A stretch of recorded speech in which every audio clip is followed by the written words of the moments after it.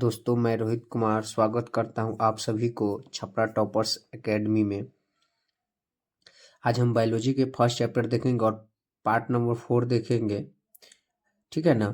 जो आप लोग वीडियो नहीं देखे हैं तो पहले पीछे देखिए, पार्ट 1, पार्ट 2 और पार्ट 3। उसके बाद यहाँ से आज पार्ट 4 आप लोगों को समझ में आएगा। और जो लड़के लोग क्लास 10th में पढ़ते उनके लिए ये चैप्टर है। ठीक है ना। चलिए हम लोग देखते हैं छोटी आंत के बारे में कि छोटी आंत क्या होता है। ठीक है, तो हम लोग सबसे पहले समझते हैं छोटी आंत। इसके पहले जो हम पढ़ लेते पेट के बारे में जान चुके थे। ठीक है ना। अब देखिए छोटी आंत में पहला समझते हैं कि छोटी आंत क्या है। देखिए आहार नाल का सबसे लंबा भाग छोटी आंत होता है, जिसकी लंबाई लगभग 6 मीटर होती है। तो ध्यान रखिएगा, आहार नल का सबसे लंबा भाग कौन होता है? छोटी आंत होता है। ठीक है ना। तो आहार नल का सबसे लंबा भाग जो होता है वो छोटी आंत होता है। इसकी लंबाई कितना होती है? 6 मीटर होती है। अब जानते हैं छोटी आंत। देखिए छोटी आंत 3 प्रकार के होते हैं। ठीक है, तो जो पहला भाग है छोटी आंत, 3 भाग होते हैं छोटी आंत के। तो जो पहला भाग है जिसका नाम है ग्रहणी, और दूसरा भाग है जिसका नाम है अग्र क्षुद्रांश, और तीसरा भाग है क्षुद्रांश। ठीक है ना। याद रखिएगा, इसको ड्यूडेनम बोलते हैं, और इसको जेजुनम, और इसको क्या कहते हैं? इलियम। सबसे जो अंतिम भाग होता है छोटी आंत, जो बड़ी आंत से जुड़ा रहता है, वो इलियम होता है। ठीक है, और जो बीच वाला भाग होता है उसे जेजुनम या अग्र क्षुद्रांश बोलते हैं। और जो पहला भाग होता है जो पेट से जुड़ा होता है उसे क्या कहते हैं? ग्रहणी। क्वेश्चन पूछता है ग्रहणी किसका भाग है, तो आपको याद रखिएगा छोटी आंत के भाग है। ठीक है, और इसी में हम लोग को पढ़ना है लीवर के बारे में। ठीक, तो देखिए पहला जो हम लोगों का पढ़ना है लीवर। लीवर क्या होता है समझिए। उसके बाद हम लोग को पढ़ना है अग्नाशय ग्रंथि, मतलब पैंक्रियाज। ठीक है ना। चलिए आगे देखते हैं। ग्रहणी का आकार अंग्रेजी के यू के जैसा होता है। जो ग्रहणी होता है उसका आकार अंग्रेजी के यू जैसा होता है। ठीक है, और लीवर एवं अग्नाशय की नलिकाएं ग्रहणी में आकर खुलती है। जो लीवर एवं अग्नाशय की जो नलिकाएं होती है, पाइप, वो कहाँ आके खुलती है? ग्रहणी में आके खुलती है। ठीक है ना। ठीक है, अब यहाँ से हम लोग पढ़ेंगे लीवर के बारे में। ठीक है, बेहतरीन तरीका से लीवर समझेंगे। लीवर को ही यकृत कहते हैं, और लीवर का जो अध्ययन किया जाता है इसे हिपेटोलॉजी कहते हैं। हिपेटोलॉजी मतलब लीवर का जो ज़्यादा पढ़ाई लिखाई किया होता है उसे क्या कहते हैं? हिपेटोलॉजी। तो इसका डॉक्टर को हिपेटोलॉजी कहते हैं। ठीक है,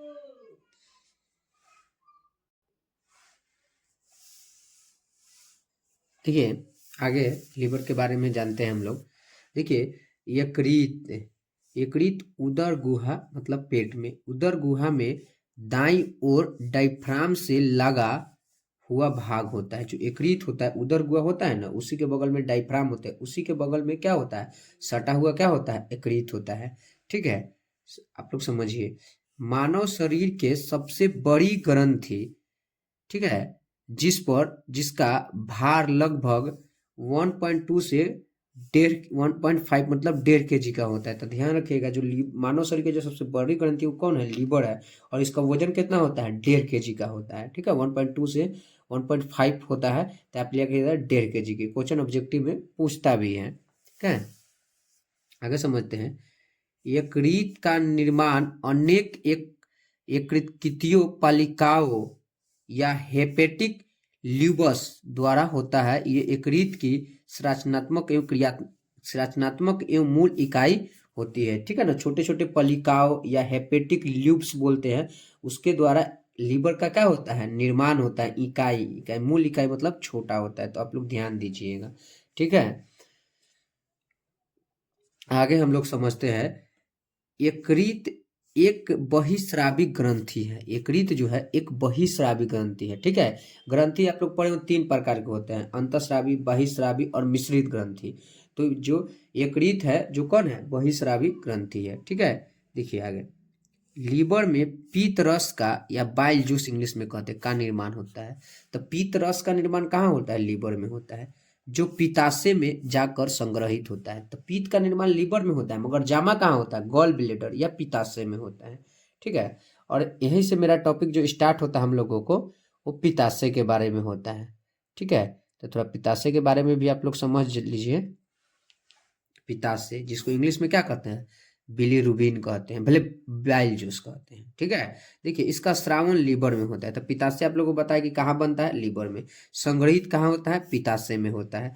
और इसका पीएच मान जो होता है 7.6 से 7.7 होता है। तो मतलब ये क्या है, क्षारीय है।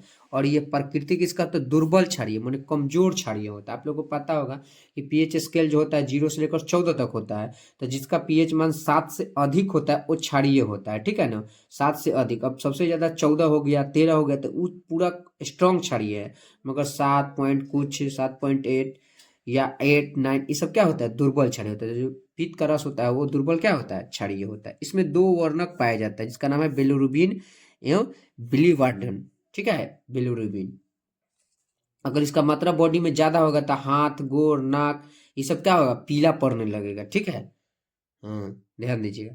पीत रस में कोई एंजाइम नहीं पाया जाता। पीत रस में कोई एंजाइम नहीं पाया जाता, बस वर्णक पाया जाता है। आप लोग ध्यान रखिएगा, ठीक है। देखिए यह वासा के पाचन में सहायक होता है। जो पीत रस होता है, वासा हम लोग खाते हैं, उसके पाचन में क्या होता है, ये सहायक। जिससे वासा आप लोग देखते हैं क्या हो सकता है, अंडा हो सकता है, घी हो गया, मतलब जो बना हुआ ये सब चीज होते हैं, इसे भी। तो पीत रस वासा की बड़ी दो गोलियों को छोटी छोटी गोलियों में परिवर्तित कर जिसे पायस्कृत वासा या इलामित किस वासा कहते हैं। तो जो पीत रस होता है, जो वासा की जो बड़ी बड़ी गोली होती है, उसको क्या करता है, छोटी छोटी गोली में परिवर्तन करता है, कौन, पीत। जिसे और परिवर्तन को ही क्या कहता है, पायस्कृत वासा या इमलसीकृत वासा के नाम से हम लोग जानते हैं। देखिए बड़ा बड़ा फॉर्म है, इसको छोटा छोटा फॉर्म में कौन करता है, पीत करता है वासा के। और इसी क्रिया को क्या कहते हैं, पायस्कृत वासा कहते हैं। समझ में आया, चलिए उम्मीद करते हैं आप लोग समझ रहे होंगे, ठीक है। आगे हम लोग देखते हैं लीवर के कार्य, ठीक है। देखिए लीवर क्या होता है, अभी बताया लीवर क्या होता है, उसके बाद लीवर काम कथी कथी करता है, समझ में आया ना। बहुत हमारे बॉडी के लिए लीवर बहुत इंपॉर्टेंट अंग है। देखिए भ्रूणीय अवस्था में आरबीसी का निर्माण करना। अगर कोई लेडी प्रेग्नेंट है, ठीक है ना, तो उसमें आरबीसी का जो निर्माण होता है ना वो लीवर में होता है। ऐसे आप लोग जानते होंगे कि आरबीसी का निर्माण कहाँ होता है, अस्थि मज्जा में। मगर कोई लेडी प्रेग्नेंट है तो बच्चा जो होता है तो उसका जो आरबीसी बनता है तो कहाँ बनेगा, लीवर में बनता है। अस्थि मज्जा में लेडी को नहीं बनता है, ठीक है। लीवर में स्थित कुफर कोशिकाएं मृत आरबीसी का भक्षण करती है, ठीक है ना। लीवर में होता है कुफर कोशिकाएं, ठीक है। जो आरबीसी मर जाता है उसको क्या करती है, वो खा जाती है, ठीक है ना। ये भी ध्यान रखिएगा, ये लीवर के कार्य है। पीत रस का निर्माण करता है लीवर, पीत रस का निर्माण करता है लीवर। विटामिन ए का संश्लेषण करता है, विटामिन ए का क्या करेगा, ये संश्लेषण करेगा, ठीक है। लीवर विटामिन ए, डी, ई के, B12 का संग्रहत करता है, मतलब ये स्टोर करके रखता है, ए के, डी के, ई के और B12 का संग्रहित करके रहता है, ठीक है। 6 नंबर में देखिए आनिर्शीर्ण चक्र द्वारा यूरिया का निर्माण लीवर में होता है, ठीक है। आर्निशी उसमें एक चक्र चलता है जिसके द्वारा कथी का निर्माण होता है, यूरिया का निर्माण है। इसलिए लीवर को मानव शरीर का प्रयोगशाला भी कहा जाता है। तो मानव शरीर का प्रयोगशाला किसको कहते हैं, लीवर को कहते हैं, ठीक है। चलिए आगे देखते हैं 7 नंबर, ठीक है। यकृत, यकृत कोशिकाएं हेपेरिन पदार्थ का स्रावन करती है। जो यकृत का कोशिका होता है हेपेरिन, आप लोगों को पता है हेपेरिन क्या, जैसे ब्लड, मान लीजिए किसी का हाथ पैर कट गया और उसमें ब्लड आ गया तो देखते हैं ब्लड जम जाता है, वो किसके कारण जम जाता है, हेपेरिन के कारण, ठीक है। हेपेरिन कब काम करता है, जब हवा के संपर्क में आएगा ना तो हेपेरिन क्या करेगा, काम करेगा, ठीक है। तो जैसे ही ब्लड आता है, कोई के हाथ हाथ या पैर कट गए तो ब्लड का आया, बाहर आया, तो उसके साथ हेपेरिन आया, हेपेरिन ब्लड में बुआइत रहता है, हेपेरिन हवा लगा, उसको हेपेरिन क्या हो गया, खत्म हो गया, इसलिए खून को क्या करता है, जम जाता है, जिसके कारण खून आना बंद हो जाता है, ठीक है। अगर गलती से बॉडी के अंदर इंजेक्शन द्वारा या किसी और विधि से खून का ऑक्सीजन चल जाए तो हेपेरिन क्या हो जाएगा अंदर, जब जैसे आपको ऑक्सीजन लगेगा, ठीक है ना, हेपेरिन क्या होगा, मर जाएगा, जिसके कारण खून का क्या बनने लगेगा, थक्का जमने लगेगा, ठीक है ना। इस ठीक है, इसलिए बॉडी में ऑक्सीजन चढ़ाए नहीं जाते हैं, ऑक्सीजन के प्रोसेस होता है नसा छिद्र नसा कपाट जिसके द्वारा ऑक्सीजन जाता है, ठीक है। जो रुधिर को रुधिर वाहिनियों में जमने नहीं देता है, देखो अभी बताया ना, हेपरिन हो जाता है, कभी ब्लड कोई थक्का जमने नहीं देगा, पूरे ब्लड में वो आएगा। हेपरिन कब खराब होगा, जब उसको ऑक्सीजन मिलेगा तब। तो जैसे हाथ पैर कटता है ठीक है ना, ब्लड आया और उसके साथ क्या मिला, ऑक्सीजन, ब्लड है बाहर तो ऑक्सीजन है, तो हेपरिन क्या होता है, काम करना बंद कर, जिसके कारण खून का क्या होता है, थक्का बन जाता है। ठीक है, इसी में होता है प्रोथ्रोम्बिन, फाइब्रिनोजेन, हेपरिन आदि प्रोटीन का निर्माण लीवर में होता है। देखो प्रोथ्रोम्बिन, फाइब्रिनोजेन, हेपरिन आदि प्रोटीन का निर्माण क्या होता है, लीवर में ही होता है, ध्यान दीजिए। ठीक है, अगला ये सब आप लोग को पढ़ना है डब्ल्यूबीसी के बारे में। अमीनो अम्ल का डीएमिनेशन तथा विषैले पदार्थ का विषहरण करता है। ठीक है, अमीलों में ज्यादा एसिडिट हो गया पेट में, चाहे कोई कोई वैसा विषैला पदार्थ पेट के अंदर चल गया, जहर वो टाइप के ऐसा, तो उसको मारने का काम कौन करता है, विषहरण, मतलब विष को हर लेता है कौन, लीवर। ठीक है, ध्यान दीजिए। फाइगोसाइटिक्स क्रिया द्वारा जीवाणुओं को भक्षण कर देता है, मैंने फाइगोसाइटिक क्रिया, तो कोई बैक्टीरिया वैक्टीरिया जीवाणु चल गया पेट के अंदर, तो उसको लीवर क्या करेगा, खत्म कर देगा। ठीक है, और ग्लूकोज को ग्लाइकेजेनिस या ग्लाइकोजोन में चेंज कर देता है कौन, लीवर। समझ में आया।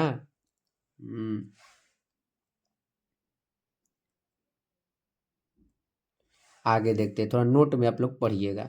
ठीक है, देखिए लीवर में पुनर्दभवन की क्षमता सर्वाधिक पाई जाती है। इसका मतलब, कहने का मतलब है कि लीवर में पुनर्भवन की क्षमता ज्यादा, अगर लीवर मान ली कि लीवर में पुनः क्षमता मतलब कोशिका विभाजन क्या होती है, ज्यादा होती है। लीवर अगर मतलब थोड़ा खराब उरा भी हो गया है तो क्या हो जाए, जल्दी ही रिकवर हो सकता है, जल्दी ही मेडिसिन लेने के बाद वो क्या कर सकता है, ठीक हो सकता है। इसलिए सबसे ज्यादा जो कोशिका विभाजन होता है उसमें क्या होता है, लीवर में ही होता है। लीवर्स में कोई एंजाइम नहीं निकलता है, लीवर से कोई एंजाइम नहीं निकलता है। ठीक है, अब अगला हम लोग देखेंगे अग्नाशय ग्रंथि, पैंक्रियाज इसको बोलते हैं। ठीक है, यह मानव शरीर की दूसरी सबसे बड़ी मिश्रित ग्रंथि है। मिश्रित ग्रंथि से जिसे एंजाइम और हार्मोन दोनों निकलता है ना, उसे मिश्रित ग्रंथि करते हैं, ग्रंथि कहते हैं। तो आप लोग समझ गए होंगे। ठीक है ना। आगे देखिए।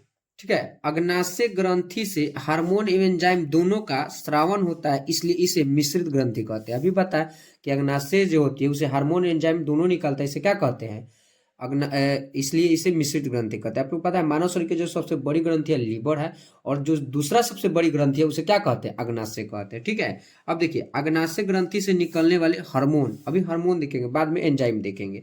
अब इसमें से कौन कौन हार्मोन निकलता है, देखिए अग्नाशय की ग्रंथि में लैंगरहैंस द्वीप कोशिकाओं का समूह पाया जाता है। ठीक है ना, जिनमें 3 प्रकार की कोशिकाएं पाई जाती है।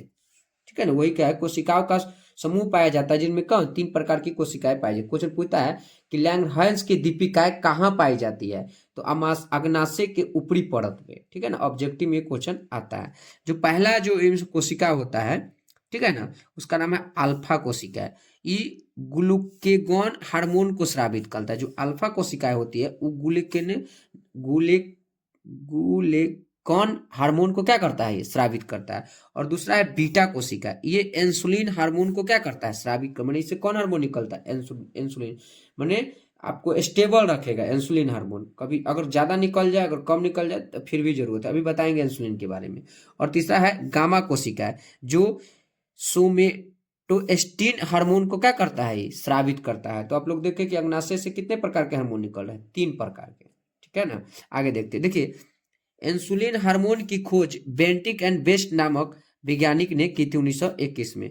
इंसुलिन हमारे शरीर में, शरीर के अंदर शुगर की मात्रा को नियंत्रित करता है। ठीक है ना, हमारे बॉडी में शुगर की मात्रा को नियंत्रित कौन करता है, इंसुलिन। इंसुलिन की मात्रा बॉडी के अंदर ज्यादा हो जाएगा, ठीक है, या कम हो सकता है, तो कौन सी बीमारी हो सकती है, शुगर की बीमारी होने की क्या रहती है, संभावना रहती है। और इस बीमारी में, ठीक है ना, घाव हाली ठीक नहीं होते हैं, कोशिका विभाजन जल्दी नहीं होते हैं। ठीक, आगे हम लोग देखते हैं। देखिए दिया गया है इसमें, समझिए।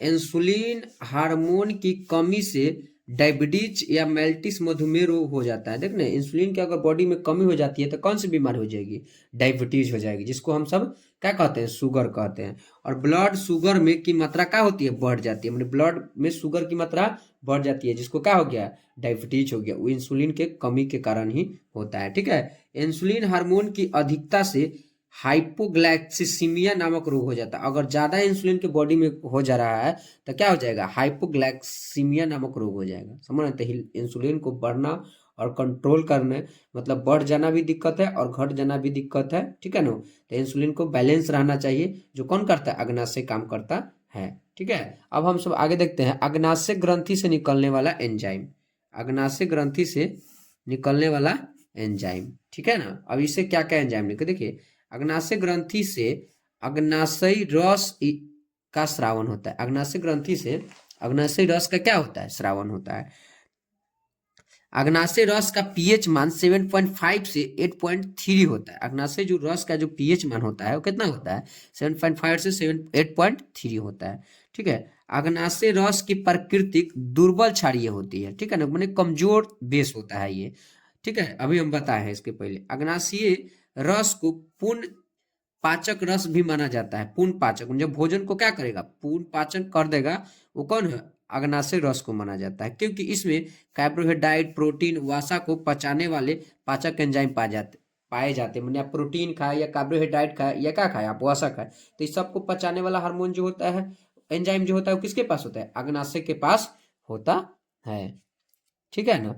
अब देखिए ध्यान से, अग्नाशयी रस में निम्न एंजाइम पाए जाते हैं, देखिए लाइपेज जो वसा का पाचन करता है, ठीक है। अगर बॉडी में हम वसा लिए तो उसको पचाने का काम कौन करेगा, लाइपेज हार्मोन, ध्यान रखिए क्वेश्चन पूछता है, ठीक है। और परिष्कृत करके मैंने बड़ा बड़ा फॉर्म के छोटा छोटा करके वसीय अम्ल प्लस ग्लिसरॉल में ये क्या कर देता है, बदल देता है। अभी बताया कि जो वसा बड़ा बड़ा फॉर्म में होगा उसको लाइपेज ऊपर काम करेगा और उसको परिष्कृत करेगा, इस लीवर करेगा, तो छोटा छोटा फॉर्म में होगा, तब वसीय अम्ल और किस में बदल जाएगा, ग्लिसरॉल में बदल जाता है, ठीक है। आप देखिए ट्रिप्सिन एंजाइम, ट्रिप्सिन एंजाइम ये क्या होता है, ये प्रोटीन का पाचन करता है, जैसे हम दाल सोयाबीन राजमा ये सब, ये प्रोटीन है, तो ये बॉडी में गया तो इसको जो पाचन की क्रिया करती है वो कौन करती है, ट्रिप्सिन एंजाइम, जो कहाँ से निकलता है, अग्नाशय से निकलता है। उसके बाद होता है ये ट्रिप्सिन एंजाइम जो पेप्टोन या पेप्टाइड्स में छोटे छोटे छोटे पॉलीपेप्टाइड या टाइपेप्टाइड्स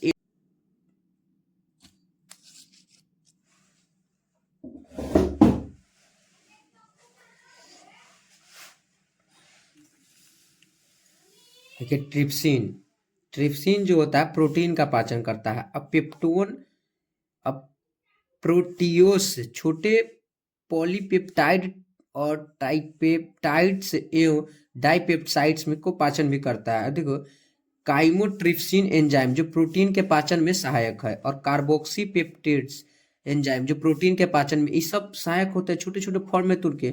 और अग्नाशयी इमाइलेज, ठीक है ना, कार्बोहाइड्रेट का पाचन करता है। तो हम बताएं कि 3 प्रकार के एंजाइम होता है, एलएटी आप तक खेलेगा, लाइपेज इमाइलेज और ट्रिप्सिन। जो इमाइलेज होता है कार्बोहाइड्रेट के पाचन, और ट्रिप्सिन जो होता है प्रोटीन जैसे राजमा सोयाबीन ये सब के, और वासा मतलब फैट का पाचन लाइपेज करता है, ठीक है। आतीय रस, अब कुछ होते हैं जो छोटी आंत से क्या निकलते हैं, आतीय रस निकलते हैं, ठीक है ना।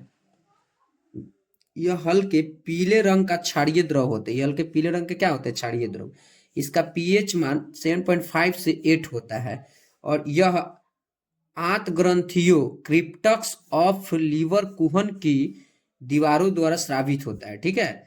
और मनुष्य में प्रतिदिन 2 से 3 लीटर आंतीय रस स्रावित होता है, और आंतीय रस में निम्न एंजाइम पाए जाते हैं, ठीक है। अब देखते हैं कौन कौन एंजाइम पाए जाते हैं, ठीक है। देखिए पहला जो होता है लेक्टेज एंजाइम, लेक्टेज एंजाइम जो होता है लैक्टोज शर्करा को ग्लूकोज और ग्लैक्टोज में बदलता है, लैक्टोज। देखिए लैक्टेज न होता है, लैक्टेज एंजाइम मुझे होता है जो लैक्टोज का पाचन करता है। लैक्टोज किसमें पाए, शर्करा में। सुक्रेज एंजाइम जो सुक्रोज का पाचन होता है, पाचन करता है ग्लूकोज और फ्रुक्टोज में, ठीक है। माल्टेज एंजाइम जो माल्टोज के पाचन करता है, जो कहाँ पाया जाता है, ग्लूकोज और ग्लूकोज में पाया जाता है। एक है इरेप्सिन एंजाइम जो प्रोटीन अवयवों की और अमीनो अम्ल को क्या करता है, पाचन करता है। तो याद रखें लैक्टोज जो होता है, लैक्टेज जो होता है लैक्टोज को पाचन करता है, सुक्रेज जो होता है सुक्रोज का पाचन करता है, मल्टोज जो मैल्टेज का पाचन करता है, ठीक है। ये एंजाइम निकलते हैं कहाँ से, आंतीय रस से, ठीक है। हम लास्ट भाग जो देखेंगे छोटी आंत के, वो है कौन, इलियम, ठीक है। आप याद रखिएगा जो लास्ट छोटी आंत के भाग होता है उसे इलियम। देखिए छोटी आंत का अंतिम भाग इलियम जो बड़ी आंत के सीकम से जुड़ा होता है, छोटी आंत के जो अंतिम भाग होता है उसको इलियम कहते हैं, जो बड़ी आंत से जुड़ा रहता है। भोजन का स्वादिक अवशोषण छोटी आंत इलियम में होता है, जो भोजन का स्वादिक जो अवशोषण है छोटी आंत के कहाँ होता है, इलियम में होता है। इलियम की आंतरिक सतह को अंगुली नुमा उभरा संरचनाएं पाई जाती है जिन्हें हम रंस्कुर या बिलाई कहते हैं, जो भोजन को क्या करता है, ऑब्जॉर्प्शन करता है। ठीक, और देखिए ये रसंकुर भोजन का अवशोषण क्षेत्र बढ़ाने में सहायक करता है, कौन, इलियम।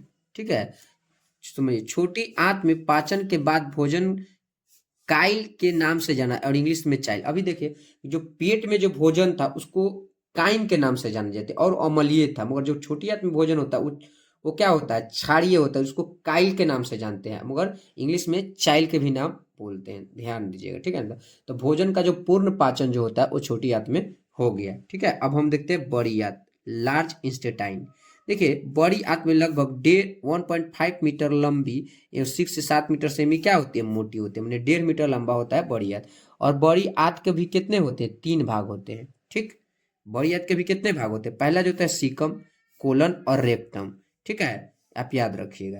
देखिए मनुष्य में सीकम से एक मुंडी और कुंडलित लगभग 2 इंच लंबी संरचना वर्निफॉर्म अपेंडिक्स निकलती है। ठीक है, सीकम के बगल में ही, और वर्निफॉर्म अपेंडिक्स के अवशेषी अंग के नाम जाना था। क्वेश्चन पूछता है कि अवशेषी अंग किसे कहते हैं, तो अपेंडिक्स के। देखो अवशेषी अंग का मतलब होता है कि हमारे शरीर में रहता है बट वो काम नहीं करता, ठीक है ना, वो बचा हुआ है, इसी को क्या कहते हैं, अवशेषी अंग। तो अवशेषी अंग सीकम के बगल में से क्या कहते हैं, अपेंडिक्स कहते हैं। ठीक है, आगे देखते हैं कोलन।